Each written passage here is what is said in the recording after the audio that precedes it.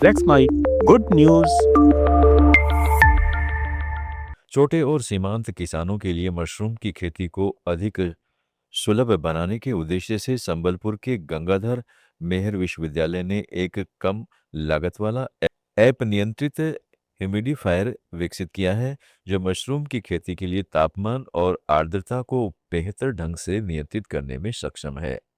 यह उपकरण विश्वविद्यालय की कार्यवाहक कुलपति और भौतिकी विज्ञान के प्रमुख प्रोफेसर सुसंता कुमार दास के मार्गदर्शन में विकसित किया गया है। सौर ऊर्जा से चलने वाला यह ह्यूमिडिफायर इंटरनेट ऑफ थिंग्स तकनीक से लैस है और इसे मशरूम की खेती में आने वाली दो प्रमुख चुनौतियों का समाधान करने के लिए डिजाइन किया गया है। प्रोफेसर दास ने कहा, बटन मशरूम और ऑयस्टर मशरूम मिलकर मशरूम की खेती के क्षेत्र का लगभग 80% हिस्सा बनाते हैं। हालांकि छोटे किसानों को दोनों में से कई कठिनाइयों का सामना करना पड़ता है।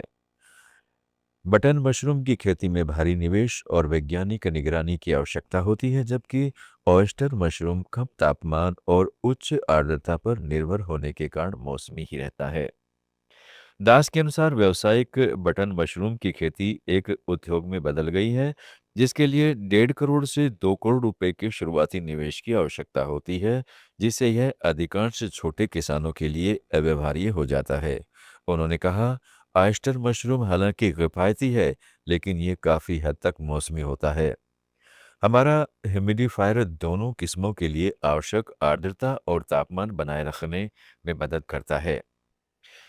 ह्यूमिडिफायर का प्रोटोटाइप लगभग 3 साल पहले विकसित किया गया था और इसका प्रारंभिक परीक्षण दास ने अपनी प्रयोगशाला में किया था।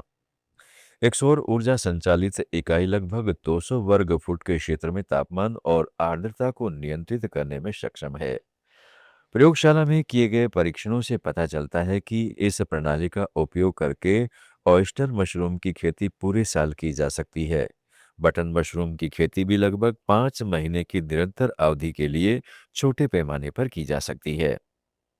इस परियोजना में भौतिकी और सूचना विज्ञान एवं प्रौद्योगिकी विभागों के छात्र सिस्टम को उन्नत बनाने में शामिल हुए।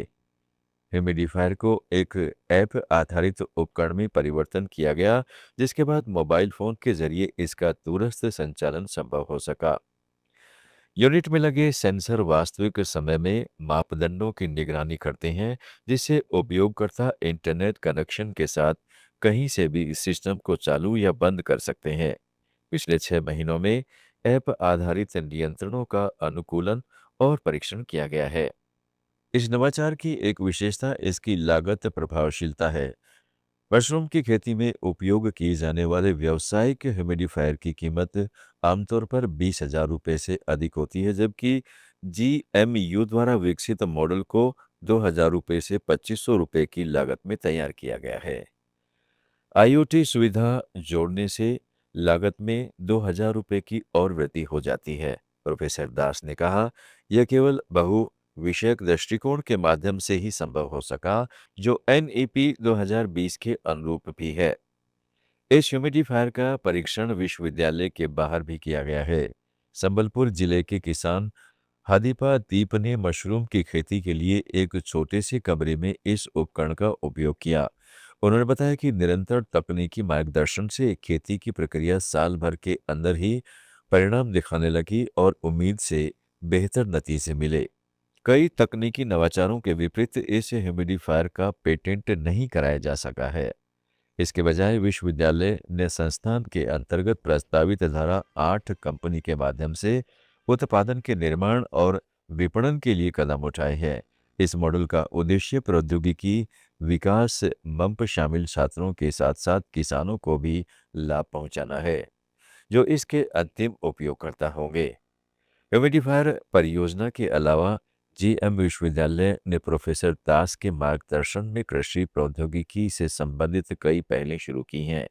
राजस्थान केंद्रीय विश्वविद्यालय और अन्य प्रतिष्ठित संस्थानों के छात्र विश्वविद्यालय में इंटर्नशिप कार्यक्रमों में भाग ले रहे हैं, ताकि कृषि में आईओटी के अनुप्रयोग और टिकाऊ कृषि पद्धतियों का अध्ययन कर सकें। साथ ही विश्वविद्यालय की कृषि प्रयोगशाला में मशरूम के कचरे को खाद के रूप में पुनः उपयोग करके सब्जियां और फूल उगाने में प्रयोग किए जा रहे हैं। जो कृषि अपशिष्ट को कम करने और उपज बढ़ाने के लिए उप उत्पादों के पुनर्चक्रण को बढ़ावा देने के प्रयासों को उजागर करते हैं। गुड न्यूज में अब बात करते हैं कर्नाटक से। कर्नाटक में एक गरीब परिवार ने ईमानदारी की ऐसी मिसाल पेश की है कि हर जगह तारीफ हो रही है। गदग तालुक के ऐतिहासिक गांव लकुंडी में 8वीं कक्षा के छात्र प्रज्वल बसवराज रीटी के काम की तारीफ सरकार तक कर रही है। कभी राष्ट्रकूट और चालुक्य राजाओं की राजधानी रहे लकुंडी में मजदूरी करने वाली विधवा महिला गंगवा रीटी अपने 14 वर्षीय बेटे प्रज्वल के साथ घर बनाने के लिए जमीन की खुदाई करवा रही थी। करीब 5 फीट गहराई में खुदाई के दौरान मजदूर की कुदाल किसी धातु से टकराई। मिट्टी हटाई गई तो एक बर्तन नजर आया जिसमें सोने के गहने चमक रहे थे। साथ ही तांबे और कीमती पत्थरों से बने कई पुराने सामान भी मिले। करीब 466 ग्राम सोने के गहने और 634 ग्राम तांबे की वस्तुएं मिलने के बावजूद प्रज्वल का मन नहीं डगमगाया। उसने खजाने को अपने घर के पूजा कक्ष में सुरक्षित रखा और परिवार से सलाह पर पूरा सामान गदग जिला प्रशासन को सौंप दिया। प्रज्वल की इस ईमानदारी की हर ओर चर्चा है। मुख्यमंत्री सिद्धरामैया ने कहा, इस बच्चे की ईमानदारी किसी भी खजाने से बड़ी है। गदग जिले के प्रभारी और कानून मंत्री एच.के. पाटिल ने भी परिवार से मुलाकात कर सम्मान और सहायता का भरोसा दिलाया।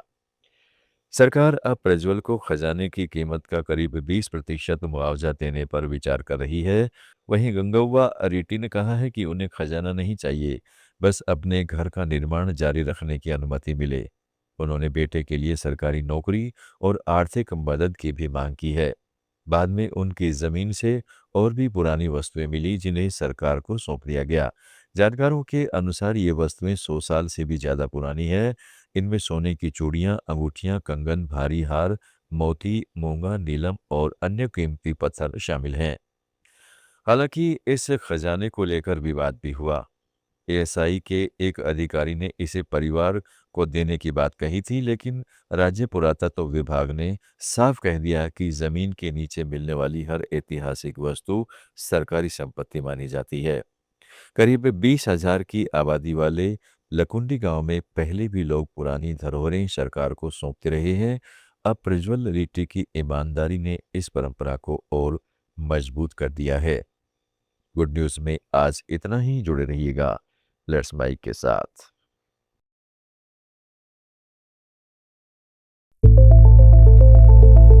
It's time for news. It's time for more than radio. Presenting the first radio news app, Let's Mike. Let's Mike, a news-based app on your phone where you get to watch and listen news, talk shows, interviews, radio show podcasts. On Let's Mike, you get all relevant information of TV, print, radio, podcast, and digital. Let's Mike talks about every segment of life.